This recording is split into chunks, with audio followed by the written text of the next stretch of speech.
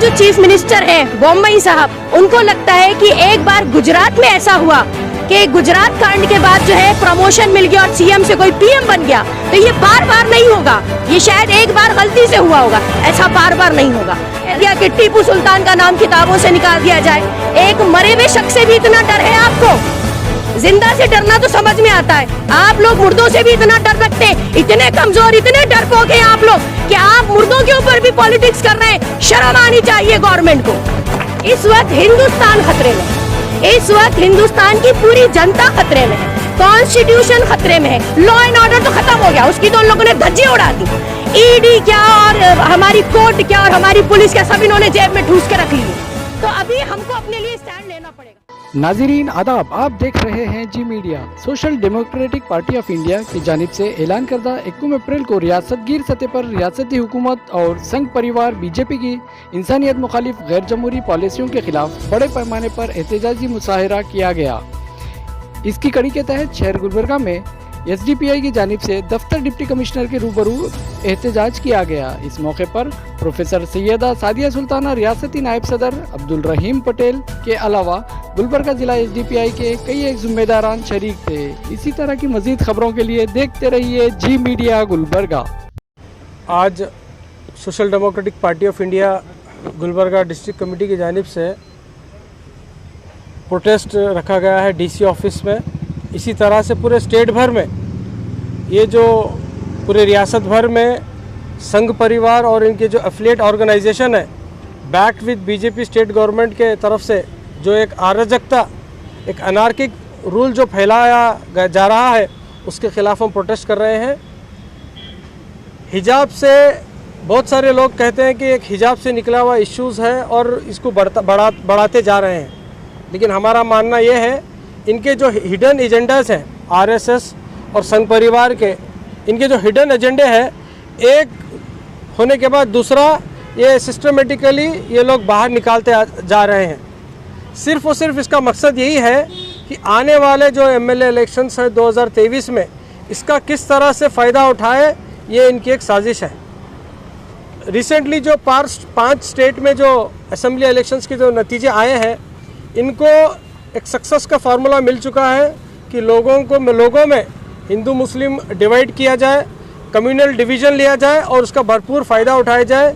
एक बहुत अच्छा एग्जाम्पल UP में इनको सामने दिखा है, क्योंकि कर्नाटका स्टेट गवर्नमेंट के पास इनके कुछ अचीवमेंट्स नहीं है दिखाने के लिए पब्लिक के पास जाने में, और आने वाले 2023 में इनके पास कुछ भी ग्राउंड फैक्ट्स नहीं है इनके पास अपने जो गवर्नेंस को लेकर बताने के। इसीलिए अपनी जो नाकामयाबी है उसको छुपाने के लिए हिजाब हिजाब के इशू को इन्होंने बढ़ावा दे रहे हैं। उसके बाद फिर जो जात्रे होते हैं, जात्रे में मुस्लिम जो छोटे मोटे जो व्यापारी होते हैं, जो बंडी लगाकर बेचते हैं, उनको बाइकआउट करने का काम स्टार्ट किए। उसके बाद हलाल मीट का स्टार्ट किए। अब उसके बाद हलाल प्रोडक्ट्स का बाइकआउट स्टार्ट किए। अब आज नया व्हाट्सएप में क्या है कि टोटली मुस्लिम जो बिज़नेस है, जैसा कपड़े की दुकानें हैं, ग्रोसरीज़ हैं, स्टेशनरीज़ हैं, या जो भी मुस्लिम बिज़नेस है, उनको पूरी तरह से बाइकआउट किया जाए बोलकर वो एक व्हाट्सएप में इनका चल रहा है। इसका मकसद यही है कि आने वाले 2023 में इनके पास कुछ नहीं है दिखाने के लिए, काम इनका रिपोर्ट कार्ड ज़ीरो है। इसीलिए वो सब अपनी नाकामयाबी को छुपाने के लिए ये चीज़ कर रहे हैं। ये social Democratic Party of India मानती है। अफसोस की बात यह है कि कुछ ऑर्गेनाइजेशंस वाले मिलकर ये काम कर रहे हैं डिवाइड एंड रूल का, लेकिन जो एडमिनिस्ट्रेशन होती है, जो डिप्टी कमिश्नर्स होते हैं, जो सुपरिटेंडेंट ऑफ पुलिस होते हैं, जो पुलिस कमिश्नर्स होते हैं, ये लोग भी नाकामयाब हुए हैं ऐसे लोगों को ऊपर कार्रवाई करने में। मंगलूर के SP साहब कहते हैं कि हमारे को कोई भी कंप्लेंट नहीं दिया, अगर कंप्लेंट दिए तो हम ऐसे लोग जो पैम्पलेट्स डिस्ट्रीब्यूट कर रहे हैं सोसाइटी को डिवाइड करने के लिए, मुसलमानों की दुकानों को बाइकआउट करो बोल के, मुसलमानों के हलाल प्रोडक्ट्स को बाइकआउट करो बोल के पैम्पलेट डिस्ट्रीब्यूट कर रहे हैं। ये खुला उल्लंघन है IPC सेक्शंस का। पुलिस 100 मोटे लेकर इनके ऊपर एक्शन लेना चाहिए, लेकिन पुलिस डिपार्टमेंट क्या कहती है, हमारे को कोई भी कंप्लेंट नहीं दिए। क्या आपको कंप्लेंट देना ज़रूरी है क्या? पुलिस के मैनुअल में 100 मोटे नाम की भी चीज़ होती है। डिप्टी कमिश्नर को भी और डिस्ट्रिक्ट एडमिनिस्ट्रेशन तहसीलदार भी 100 मोटे केस लेकर FIR करा सकते हैं। लेकिन ये सब एक सोची समझी साजिश के तहत कर्नाटक को नेक्स्ट यूपी बनाने की जो साजिश संघ परिवार की है, ये social Democratic Party of India और यहाँ के जो सेकुलर जो मानने वाले लोग हैं, हम इसको डिफीट करेंगे। मेरी गुजारिश यहाँ के जो मेजॉरिटी जो हिंदू कम्युनिटी है, आपसे यही दरख्वास्त है कि आपकी जो खामोशी है इनको बढ़ावा दे रही है, आपकी जो चुप्पी है, आपकी जो नज़रअंदाजी है, ये जो कुछ 10, 12, 15 लोग क्या आलम शहर में गलियों में घूमकर क्या आलम पैम्पलेट्स बांट रहे हैं, अगर आप जो मेजॉरिटी जो लोग हैं, सेक्युलर ताकतें जो है, अगर आप इनका अगर विरोध करेंगे तो ये भाग के चले जाएंगे, ये खामोश हो जाएंगे, लेकिन आपकी खामोशी इनको बढ़ावा दे रही है। आज पूरे कर्नाटका में social Democratic Party of India SDPI एक बहुत बड़े लेवल का एहतजाज या प्रोटेस्ट कर रही है, जो आपको तकरीबन पूरे स्टेट में देखने को मिलेगा। ये एहतजाज एट ए टाइम इतने बड़े लेवल पे पूरे स्टेट में करने का जो मकसद है, तो जाहिर सी बात है मकसद भी बहुत बड़ा है। पिछले कुछ महीनों से हम देख रहे हैं कि लगातार गवर्नमेंट की कुछ एविल पॉलिसीज़, या बोलना चाहिए हमें, जो इंसानियत के ख़िलाफ़ और देश और सोसाइटी के जो एक पीसफुल माहौल है उसके ख़िलाफ़ लेके आई जा रही हैं।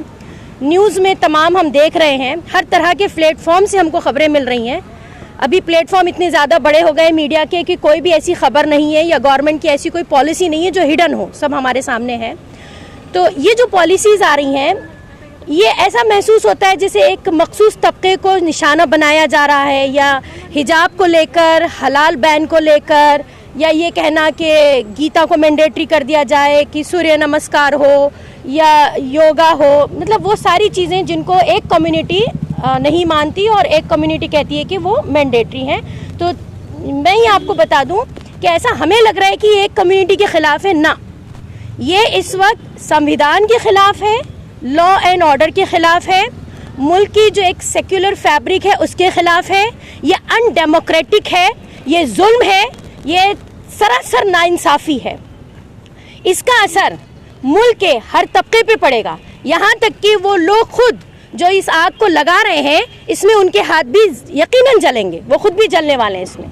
लेकिन हमारा या हमारी पार्टी का जो एक स्टैंड है, जैसा कि कई सालों से तकरीबन हिंदुस्तान पूरा ही इस बात को ऑब्जर्व कर रहा है कि अभी at present SDPI is the only party who is playing the important role of opposition. क्योंकि हमारा अपोजिशन जो है, जो सो कॉल्ड सेक्युलर पार्टीज़ हैं, जो इलेक्शन के टाइम पे तो लड़ने खड़ी हो जाती हैं, कंपटीशन के टाइम पे वो सामने आती हैं, ये ऐसी पार्टीज़ हो गई हैं जिन्होंने तकरीबन अपने आप को बिल्कुल साइलेंट कर लिया है। वो लॉ एंड ऑर्डर के ख़िलाफ़ जहाँ पर भी नाइंसाफ़ी हो रही है, जुल्म है, ज़्यादती है, आप देखिए सिर्फ ये पॉलिसीज़ ही नहीं, इन पॉलिसीज़ का असर क्या हो रहा है कि लोकल लोग जो अच्छी जहनियत के लोग हैं, हिंदुस्तान में रहने वाला, मैं तो हमेशा बोलती आई हूँ, आज फिर बोल रही हूँ, हिंदुस्तान में रहने वाली हर कम्युनिटी, मुस्लिम तो खैर हम लोग तो अल्हम्दुलिल्लाह बहुत पीसफुल लोग होते हैं, हमारा इस्लाम हमें पीस सिखाता है, हिंदूज़ बेहतरीन हैं इस मुल्क के, सिख बेहतरीन हैं, ईसाई बेहतरीन हैं, बुद्धिस्ट बेहतरीन हैं। हमारी कंट्री में जो माइनॉरिटी एक मुट्ठी लोग हैं जो कि शायद पेड क्रिमिनल्स हैं और वो आके पावर में बैठे हुए हैं, उनको ये महसूस हो रहा है कि पावर में बने रहने के लिए हम कुछ भी करेंगे। शायद हमारे जो चीफ मिनिस्टर हैं बॉम्बई साहब, उनको लगता है कि एक बार गुजरात में ऐसा हुआ कि गुजरात कांड के बाद जो है प्रमोशन मिल गया और CM से कोई PM बन गया, तो ये बार बार नहीं होगा, ये शायद एक बार गलती से हुआ होगा, ऐसा बार बार नहीं होगा।